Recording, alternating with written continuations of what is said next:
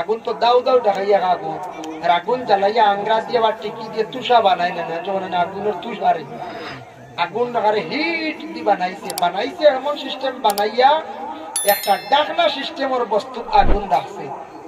আগুন রেডি করিয়া কইছে বিবি তোমারে নিষেধ করলাম না দেওয়ার লাগিয়া, তুমি খানি দিছো, আমার কথারে অমান্য করছো, তোমারে আমি আর রাখতাম চাই আর না, তোমার আল্লাহ দেখতাম বাসাইনি, আইস তোমারে আগ্নি ফেলাই দিয়া। ঘরের বিবি শুনছেন, শোনা মাত্র কইলা তুমি যদি একটা 3টা রুটি দেওয়ার কারণে যদি আমার আগ্নি ফেলাই দিতে ফালাও, কোনো বাধা নাই, বলে আজ দেখতাম তোর আল্লাহ বাসাইনি, খালি আল্লাহ আসতে খালি আল্লাহর নাম দোষ, এটা হে বেলা উল্লা ভাই বুঝাইছো, ও দেখতাম না আল্লাহ তোরে বাসাইনি। যাই হোক, সেই মহিলা দেখছো না স্বামী আমার আগ্নি ফালাই দিবা, মহিলা সুন্দর করিয়া কাপড় গায়ের মধ্যে লাগাইছন, সাজিছন, গলার মধ্যে সোনার হার লাগাইছন, কানের দুলা লাগাইছন, সুন্দর ইয়া সাজিছন, জীবনের শেষ বিদায় লইতে রে সুন্দর হইয়া বিদায় হইয়া যায়। আমার আল্লাহর ডাকে সাড়া দিয়ার জমিন তো ছাড়িয়া যাইয়ার গিয়া, তাই আমি জমিন ছাড়িয়া যাইতে গিয়া সুন্দর হইয়া আমি কাপড় পরিধান করিয়া সুন্দর হইয়া সাজ সজিয়া আমি জমিন থাকি বিদায় হইয়া আমার আল্লাহর ডাকর আমি সারাটা দিলাই। ওই সময় মহিলা যখন সাজিয়া রেডি হইলা, স্বামী দেখি অবাক হয়ে গেলা, বিবি ইতিমধ্যে আপনার আগ্নির মধ্যে ফালাইতাম, তুমি এখানে অত সুন্দর কাপড় লাগাইলাই, সোনা গলার মধ্যে লইলাই, বলে আমার সম্পদ আমি লাগাইছি, বলে না সোনা তাক বলিয়া তো বলে কখনো না, আমি আল্লাহর সামনে হাজিরি দিতে গিয়া, আমার আল্লাহর দরবার হাজিরি দিতে গিয়া আমি সুন্দর হইয়া হাজিরি দিতাম, সোনা কাপড় এগুলা ইতা আমার সম্পদ, তোমার নাই। কত শক্ত না, 3 রুটির কারণে বেটি আগ্নিত পালাইতে, সোনা পালাইতে জানে মানগুলি হচ্ছ কত টাকার সোনা। বেটিয়া কইছে না ওই তো না, এটা আমার সম্পদ, আমি এটা লইয়া আমার আল্লাহর দরবারে যাইতাম গিয়া, আমি যে একটু বিদায় লই লিয়া। আল্লাহর বান্দি সবকিছু গায়ের মধ্যে লাগাইয়া স্বামীর আদেশ কমে আগ্নির মধ্যে গিয়া যখন লাভ দিয়ে পড়ছে, পড়ার লগে লগে এই মুনাফিক ব্যক্তি উপরে একটা ডাকপন দিয়া ডাকিয়া রাখি দিছে। ডাকা মতলব হইল জলদি হিটে যাইতা গিয়া, বুঝেছি, ডাকন ডাকিছে আর চাইছে বালা করে শেষ হচ্ছে, ডাকন দিছে ডাকনা দিয়ে রাখছে। 3 দিন হয়ে গেল, তার মনের মধ্যে জাগলো আগুন তো শেষ ঠান্ডা, বিবি আর জ্বলিয়া শেষ ঠান্ডা, ধান তো কোনো অস্তিত্ব থাকতো না, তবে সোনা আগুনে একবারে জ্বালাইয়া শেষ করতে পারে না, দেখি যাই যান সোনার খবর লইয়াই, সোনার লাগি ডাকন সরার গিয়া, ডাকন যেমনে তুলা মারছে, তুলা মারিয়া সরাইয়া যেমনে দেখছে বিবি জেলা আগ্নির মধ্যে বসলা, সেইভাবে রইছেন।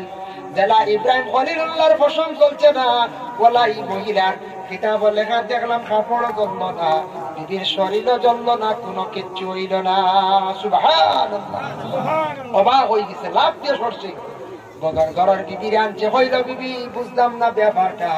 ঘরের বিবি হইলা তুমি দেখাম যেখান করছো বড়বাদ কাম করছো, কিন্তু আমার আল্লাহ আমারে রক্ষা করছো না, আমার শরীর আগুনে জ্বালাইছে না বলে গেলে, বলে আল্লাহর ডাকিছি, আল্লাহর রাজি করছি, খুশ করছি, আমার আল্লাহর এক বলি আমি বিশ্বাস করছি, আল্লাহরে যে ডাকিব খুশ রাজি করবো, আল্লাহ এই মানুষের শরীর কোনদিন আগুন আল্লাহ লাগাই না, যার কারণে আল্লাহ আমার শরীরকে জ্বালাইছেন না, আমার বিশ্বাস আল্লাহ কিয়ামতের দিন আমার এর আগুন দিয়ে জ্বালাই না নাই। এখান শুনিয়া মুনাফিক ব্যক্তি হইল বিবি আমারে ক্ষমা দেও, বলে না না, তুমি আল্লাহর কাছে মাফ চাও, 3টা রুটি বিকুকরে দেওয়ার কারণে বরদাস্ত হইছে না, তুমি আমারে আগ্নির মধ্যে নিয়ে ফেলাই দিলাই।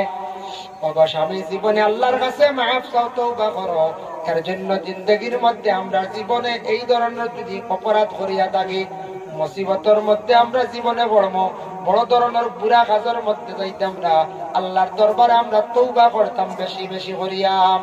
মহিলাগুলোর উপরে জুলুম অত্যাচার করার থেকে বিরত থাকতাম বাবা।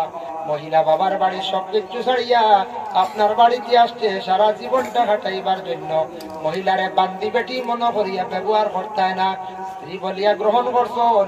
মহিলার মর্যাদা সম্মান যতটুকু আছে দিয়া যাইতা। রাসূলুল্লাহ আয়েশা সিদ্দিকা খাদিজার সঙ্গে যারা ব্যবহার করছেন, জীবনে বেলা ব্যবহার রাখছেন, এইভাবে আপনি বালা ব্যবহার খান্তা রাখুক। ভাই মুসলমানের জন্য দয়া করিয়া আল্লাহকে ওয়াস্তে আমি আয়াতে একটা করিমা তিলাওয়াত করলাম, ইয়া আইয়ুহাল্লাযীনা আমানুস্তাঈনু বিস-সাবরি ওয়াস-সালাহ ইন্নাল্লাহা মা'আস-সাবিরিন। মানুষ জীবনে মানুষের মুসিবত আইব, আয় না না, কিন্তু যত আছে সারা সুখী নি আমরা, বলে না, মানুষের জিন্দগির মধ্যে বিভিন্ন মুসিবত আইব, মানুষের জিন্দগির মধ্যে অনেক চিন্তিত থাকবো। খেওয়াসন মানে টাকা পয়সার ব্যাপারে চিন্তায়, খেওরের গাড়ি হারিয়ে গেছে বা গাড়ি নষ্ট হয়ে গেছে কি একটা টেনশন চিন্তা, খেওরের ছেলে বড় কষ্ট দেয়, খেও স্ত্রীর কারণে কষ্ট পাইতরা, খেওয়াসন স্ত্রীর স্বামীর কারণে জমিন কষ্ট পাইতরা, এক একটা কারণে মানুষ জমিন চিন্তার সম্মুখীন আছেন বাবা। তবে আস্তে আস্তে মাঝে মধ্যে বড় বড় মুসিবত আপনার উপরে আসবো। হঠাৎ বাবা মরি গেছেন তাও মুসিবত, আপন ভাই মরি গেছেন তাও মুসিবত, আপনার ঘরে স্ত্রী মারা গেছেন এটাও মুসিবত, আপনার উপরে বড় বেমার আইছে মুসিবত, আপনার উপরে কেস পড়ে গেছে এটাও থাকছে গিয়া মুসিবত। জীবনে বিভিন্ন ধরনের মুসিবত আইব। আল্লাহ কইত্রা বন্দারে তোমার উপরে মুসিবত আইব, মুসিবত জাদা তুমি হইবাই, এই সময় তুমি সবর করিও। সবর করনেওয়ালার পাশে আমি আল্লাহ আছি। আর আমার কাছে যখন সাহায্য চাইবা, নমাজের হালত নমাজের মাধ্যমে সাহায্য চাও। ইন্নাল্লাহা মা'আস সাবিরিন, আমি আল্লাহর জাত সাবিরিন হলোর পাশে, এরার সাথে আমি আছি। এর জন্য আমরা গ্রাম্য ভাষায় মানুষ এখন সবর করো বাইরে খবর পাইবা কই নিনা না, যে কোনো ব্যাপারে সবর করুন জানি আপনি খবর পাইবা। এর অর্থ আছে আপনার বাইয়ে সাতার সবর করুন, বাইরবা আপনি ঘুরিয়া উড়ি যাইও না। বলে অমুক মানুষে বড় সাতার দাঁড়াইয়া রেডি করিয়াও ঘুরে মারি লাই জীবনে শুকিয়ে যাইমু। বাবা জমিন কিছুদিনের লাগি সুখী হইলা, কিন্তু পরকালের জীবন অন্ধকার হরলায়। এর কারণে কোন মানুষের জীবনে আপনার কষ্ট দেয় ধৈর্য ধারণ করো, কোন ব্যাপারে কষ্ট পাইত্রা ধৈর্য ধারণ করো, বেমারের কারণে কষ্ট পাইত্রা বাবা জীবনে সবর ধারণ করো। আল্লাহর রাসূল ফরমায় as-sabru nisful iman, সবর ইয়াত থেকে ঈমানের অর্ধেক অঙ্গ। সবর হইল ঈমানের অর্ধেক অঙ্গ। এর জন্য সবর করলে জীবনে তার প্রতিফল তার যাজা মিলে। যার জন্য দয়া করিয়া হর অবস্থায় হর হালতে সবর করার চেষ্টা করো। জীবনে আল্লাহ আপনি আপনার ফায়দামন্দ হইব, জীবনে দরজা বুলন্দ হইব। যার জন্য আল্লাহর বন্দেগান এই আয়াতের ব্যাখ্যার মধ্যে তাফসীর ইবনে কাসির দেখলাম, সাবিরিন হলারে আল্লাহ কিয়ামতের দিন শুধু খালি সবর করনেওয়ালারে আল্লাহ এক জায়গার মধ্যে খাড়া করাইবা। খালি সবর করনেওয়ালারে আল্লাহ এক জায়গায় খাড়া করাইবা, খাড়া করাইয়া রাখবা। আমরা শুনছি সুহাদা কেরাম বেলা হিসাবে জন্মতি, এরা হিসাব আল্লাহ লইতো না।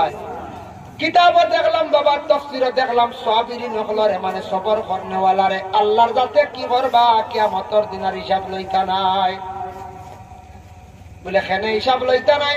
আল্লাহ এরারে কিয়ামতের দিন ডাক দি কইবা, ও বান্দা জমিনে তোরে বড় অভাবী বানাইয়া রাখলাম, তুই বড় সবর করলে একটা দিন আমার দুষার উপর সত না। সবর করিয়া তুই আমারে ডাকিসলে অত অভাবী হওয়ার পরে তবু আমারে আল্লাহ হইয়া ডাকিস পাউরিসত না। তোরে অত বড় বড় মুসিবত দিলাম রে বন্দা, তবুও তুই আমারে পুলিশত না রে বন্দা।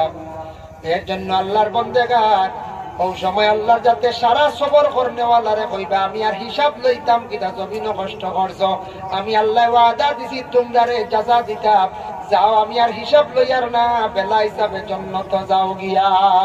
সুবহানাল্লাহ।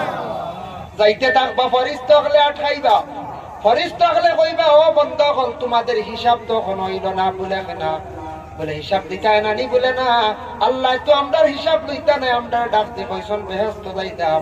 বলে খেনে? বলে আল্লাহর কাছে আমরা জীবনে বড় সবর বসলাম, আল্লাহ জমিনে বড় আমদারে মুসিবত দিসলা, কিন্তু সবর করার কারণে আজকে আমরা বড় খুশি হইলাম। আল্লাহ আমদারে হিসাব লইছেন না, জান্নাতের অর্ডার দিলাইছেন।